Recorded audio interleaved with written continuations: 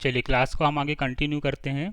हमारे पास क्वेश्चन लिखा हुआ है, if x equal to a into cos T plus 1/2 log of 10² t/2 and y equal to a sine T. यहाँ पर a sine T लिखा हुआ है, नहीं क्लियर हो रहा है तो आप यहाँ पर थोड़ा सा क्वेश्चंस को क्लियर लिख लीजिए। यहाँ पर क्या लिखा हुआ है, y equal to a sine T. Clear है, y equal to a sine T. Clear, ये हमारे पास क्वेश्चंस लिखा हुआ है और आपसे पूछा है कि यार dy/dx फाइंड आउट करना है। क्लियर है, यहाँ पर x एंड y दो कैसे फंक्शन आ गए, पैरामीट्रिक फंक्शन आ गए, और यहाँ पर पैरामीटर अब क्या आ गया, t आ गया, है ना, सिंगल वेरिएबल के फॉर्म में। यहाँ पर सिंगल वेरिएबल अगर हम बोले तो दो फंक्शन, ऐसे दो फंक्शन जिनमें सिंगल वेरिएबल क्या है, t है, तो ऐसे फंक्शंस को हम क्या बोल देंगे, पैरामेट्रिक फंक्शन या फिर पैरामेट्रिक इक्वेशन, और t को हम क्या बोल देंगे, पैरामीटर। तो हमें किसके रिस्पेक्ट में पहले तो डेरिवेटिव फाइंड आउट करना है, पैरामीटर जो भी हमारा गिवन है, पैरामीटर क्या गिवन है, t गिवन है, तो t के रिस्पेक्ट में हम पहले डेरिवेटिव फाइंड आउट करेंगे, देन फर्दर प्रोसीजर हम अप्लाई कर देंगे जैसे हमें dy/dx हमने पिछले क्वेश्चंस में फाइंड आउट किया हुआ है। क्लियर है, चलिए तो क्वेश्चंस क्या लिखा हुआ है हमारे पास,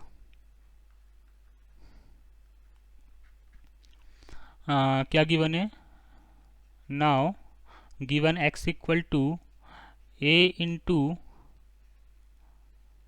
cos T plus 1/2 log of 10² t/2, है ना। ये हमारे पास किसका फंक्शन गिवन है, x का फंक्शन, एंड y क्या गिवन है आपके पास, y equal to a sine T. Clear हो रहा है, चलिए हम क्या कर देते हैं यार, t के रिस्पेक्ट में फंक्शन को डिफ्रेंशिएट कर देते हैं। तो डिफ्रेंशिएट, ठीक है ना, बोथ द फंक्शन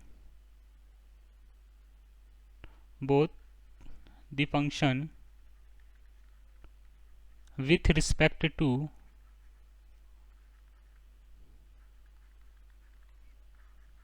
t, है ना, t के रिस्पेक्ट में हमने क्या कर दिया, फंक्शन को, अब हम इसका डेरिवेटिव फाइंड आउट कर लेते हैं। क्लियर है, चलिए तो क्या होगा हमारे पास, now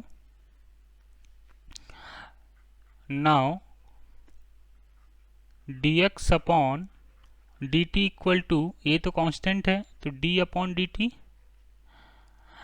into cos T plus 1/2, इस लॉग के फंक्शन को हम थोड़ा सा सिंप्लीफाई करके लिख लेते हैं। क्लियर है, अब यहाँ पर क्या लिखा हुआ है, लॉग के अंदर 10² t/2। क्लियर है ना, तो इसको हम सिंप्लीफाई करके लिख लेते हैं 1/2 इंटू लॉग ऑफ, और 10² t/2 को हम लिखते हैं यहाँ पर 10 t/2 का होल स्क्वायर। क्लियर है इतनी बात, ये हमने फंक्शन को सिंप्लीफाई करके लिख लिया। क्लियर है, एंड dy/dt कितना जाएगा आपके पास, ये तो कांस्टेंट है आपका, तो a into D upon D T sine T. Clear है इतनी बात, चलिए अब यहाँ पर ये जो हमने फंक्शन लॉग का फंक्शन सिंप्लीफाई किया हुआ है, यहाँ पर हम क्या अप्लाई कर देंगे, लॉग की प्रॉपर्टी अप्लाई कर देंगे कि log m to the power n कितना होता है, n log m। ये बेसिक प्रॉपर्टी लॉग की हमने पिछली क्लासेस में भी बहुत बार डिस्कशन की हुई है आपसे, तो इसी हम यहाँ पर लॉग की प्रॉपर्टी का यहाँ पर यूज़ करके क्वेश्चंस को हम क्या कर लेंगे, सिंप्लीफाई कर लेंगे। क्लियर है इतना, चलिए तो नाउ नेक्स्ट स्टेप क्या हो जाएगी हमारी, now dx upon D T equal to a into D upon D T cos T plus 1/2, और ये 2 कहाँ शिफ्ट हो जाएगा, लॉग के आगे शिफ्ट हो जाएगा। लॉग की प्रॉपर्टी का यूज़ किया हमने, log of m to the power n equal to n log m। Clear इतना, तो 2 into log of 10 t/2 and dy/dt कितना आ गया आपके पास, a into D upon D T sine T. Clear इतना, चलिए 2 से 2 तो कैंसल आउट हो गया। अब हम फंक्शन को t के रिस्पेक्ट में यहाँ पर डिफ्रेंशिएट कर देते हैं। क्लियर इतना, तो dx upon D T equal to, a तो कांस्टेंट था आपका, है ना, अब cos t का डेरिवेटिव कितना आ जाएगा, माइनस साइन टी, ठीक है ना, प्लस लॉग ऑफ 10t/2, तो लॉग ऑफ 10t/2 का डेरिवेटिव कितना जाएगा, लॉग का डेरिवेटिव तो 1/10t/2, 10t/2 इंटू 10। अब लॉग के अंदर फंक्शन क्या है 10t/2, तो 10t/2, 10 का डेरिवेटिव कितना होता है सेक स्क्वायर t/2, क्लियर है। और 10 के अंदर ही फंक्शन क्या है t/2 है ना, 10 के अंदर फंक्शन क्या है t/2, तो t/2 का डेरिवेटिव कितना जाएगा 1/2। मतलब यहाँ पर हमने कौन सा रूल अप्लाई कर दिया, चेन रूल अप्लाई कर दिया, क्लियर है। एंड dy/dt कितना जाएगा आपके पास a into sine T, sine T का डेरिवेटिव कितना हो जाएगा आपके पास cos t हो जाएगा, क्लियर। इतनी बात समझ में आ रही है सबको, हम कैसे क्वेश्चंस में अप्रोच फाइंड आउट करके क्वेश्चंस को सॉल्व कर रहे हैं। तो अब हम इसको थोड़ा सिंप्लीफाई कर लेते हैं। तो dx/dt equal to a into minus sine T plus, चलिए यहाँ पर क्या लिखा हुआ है आपका tan t/2, इसको हमने सिंप्लीफाई करके लिखा, तो सिंप्लीफाई करने के बाद ये कितना आ जाएगा आपका cos t/2 upon sine t/2, ठीक है ना।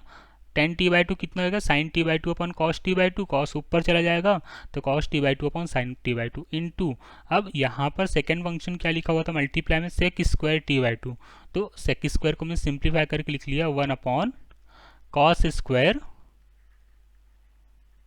t/2, क्लियर हो रहा है सबको इतना, इंटू बाहर तो 1/2 लिखा हुआ था मल्टीप्लाई में, क्लियर है इतना। चलिए एंड dy/dt कितना आ गया आपके पास, now dy/dt equal to a into cos t, ठीक है इतना।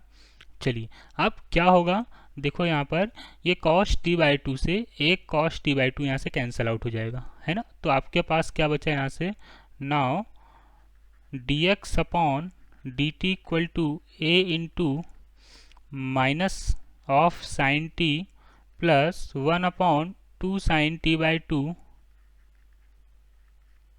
Into cos t/2, cos t/2, clear है इतना। इस पूरे फंक्शन को हमने क्या लिख दिया, साइन t/2 cos t/2 और 2, तो हमने इसको अरेंज करके लिख लिया 2 sine t/2 into cos t/2, clear. And dy/dt कितना था आपके पास, now dy/dt equal to a into cos t, clear. चलिए तो अब देखो यहाँ पर फॉर्मूला क्या लग रहा है 2 sine theta cos theta, 2 sine theta cos theta क्या होता है साइन 2 थीटा, तो यहाँ पर कितना आएगा साइन 2 इंटू t/2, क्लियर हो रहा है सबको। कौन सा फॉर्मूला लगाया हमने साइन 2 थीटा का, 2 sine theta cos theta equal to क्या होता है साइन 2 थीटा, तो अब यहाँ पर थीटा की प्लेस पे क्या है t/2, तो साइन 2 इंटू t/2, तो क्या हो जाएगा यहाँ पर dx/dt equal to a into minus of sine t plus 1 upon sine t, है ना। यहाँ पर कितना आएगा साइन t आ जाएगा, क्यों साइन t आएगा, क्यों साइन t/2 मल्टीप्लाई बाय 2 से 2 से 2 क्या हो जाएगा कैंसल आउट हो जाएगा, साइन t आ जाएगा यहाँ पर, क्लियर इतना। एंड dy/dt कितना आ गया आपके पास a into cos T, clear हो रहा है इतना। चलिए तो इसको हम एलसीएम लेके सॉल्व कर लेते हैं, तो now dx/dt equal to a into minus sine square t plus 1 upon sine t and dy/dt equal to a into cos t, तो 1 minus sine square theta cos square theta के equal होता है, clear है। तो dy/dt sorry dx/dt equal to a into ये कितना जाएगा आपके पास cos square t divide by sine t, क्योंकि यहाँ पर फॉर्मूला कौन सा बन रहा है 1 माइनस साइन स्क्वायर टी का, क्लियर है इतना।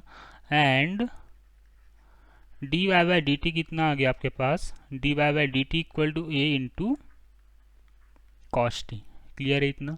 चलिए अब हमें एक फाइंड आउट क्या करना था dy/dx, हमें फाइंड आउट क्या करना था बेटा dy/dx, तो dy/dx को हम फाइंड आउट करने के लिए क्या लिखेंगे dy/d theta whole divide by dx upon d theta, है ना, क्यों लिखेंगे ऐसा? क्योंकि यहाँ से थीटा अगर हम कैंसिल आउट भी करते हैं तो ओरिजिनल फंक्शन में क्या यहाँ से फाइंड आउट होता है, d y by d x. Clear है? तो चलिए d y by d theta की वैल्यूज कितनी थी आपके पास, a into cos theta divide by d x upon d theta की वैल्यूज कितनी थी, a into cos square theta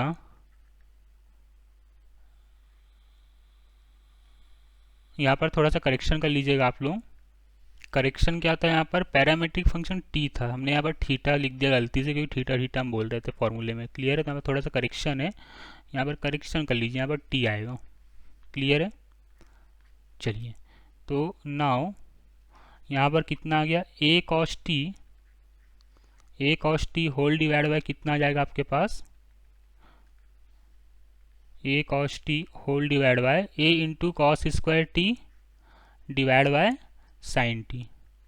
ठीक है ना? तो ये साइन टी फंक्शन ऊपर मल्टीप्लाई हो जाएगा तो क्या आ जाएगा, और ये कॉस से कॉस तो कैंसिल आउट हो जाएगा और ये ए से भी कैंसिल आउट हो गया, तो क्या फंक्शन बचा आपके पास, sine t upon cos t, sine t upon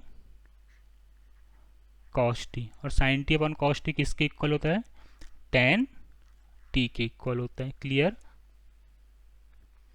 तो फाइनली आंसर हमारा क्या आया, नाउ फाइनली आंसर आपका आ गया d y by d x equal to d y by d x equal to ten T.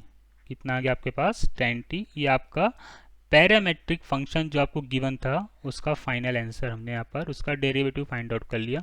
तो क्वेश्चंस बिल्कुल आसान है, पैरामीटर अगर आपको गिवन है तो सिंगल सिंगल आप डेरिवेटिव उसका फाइंड आउट करके दोनों फंक्शन को आप डिवाइड लगा दो तो आपके पास पैरामेट्रिक इक्वेशंस की डेरिवेटिव आप फाइंड आउट कर सकते हैं। उसके लिए आपको बेसिक रूल्स याद होने चाहिए, ट्रिग्नोमेट्रिक फार्मूले से याद होने चाहिए। अगर ये सब अच्छे से चीज़ें याद है तो पैरामेट्रिक फंक्शन या पैरामेट्रिक इक्वेशंस के डेरिवेटिव निकालने में कोई भी प्रॉब्लम आपको फेस नहीं करनी पड़ेगी। और ये बहुत ही इंपॉर्टेंट टॉपिक है for point of view CBSE, है ना। ऐसे क्वेश्चंस 4 या 5 मार्क्स में आपको सीबीएसई के एग्जाम्स में या फिर बोर्ड के एग्जाम्स में आपको देखने को मिल सकते हैं। क्लियर? चलिए।